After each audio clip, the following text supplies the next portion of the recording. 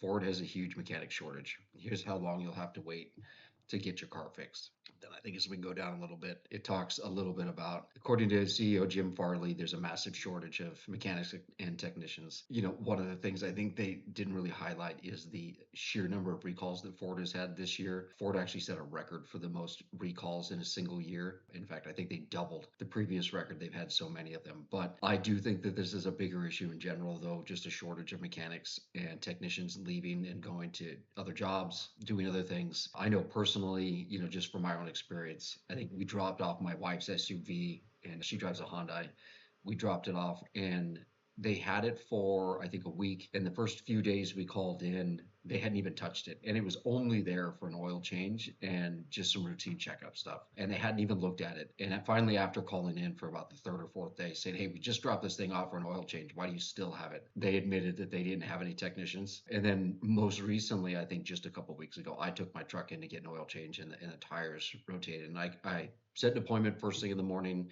That way I could drop it off. And when I got out of my truck and I just walked to the front, I didn't realize at the time people were all sitting in their cars. So I kind of cut a little bit. But when I dropped my truck off, I asked the guy, "Well, how long is it going to take?" Again, for an oil change and tire rotation, he said it was going to take the entire day.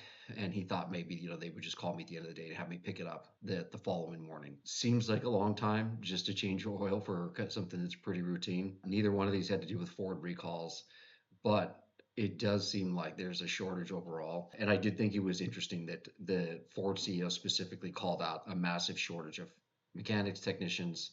Overall, I've seen numbers of us being short somewhere in tune across the country.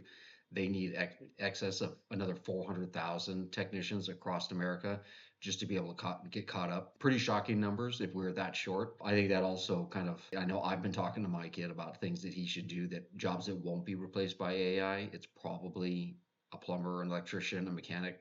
It seems like a great job that you could get right now where there's going to be some guaranteed work. Interesting though, curious if any of you had any issues at all dropping off your vehicles. Curious if this is just a dealership problem, maybe the dealerships aren't paying as much, or if this is also just an issue with your regular shop on the corner. I know when I drop by or drive by some of the quick and lube oil places, they seem like they've got guys standing around. So maybe this is just a dealership issue in general.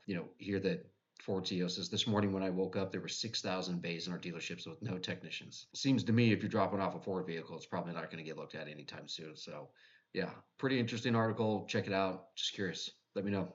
Thanks, everybody.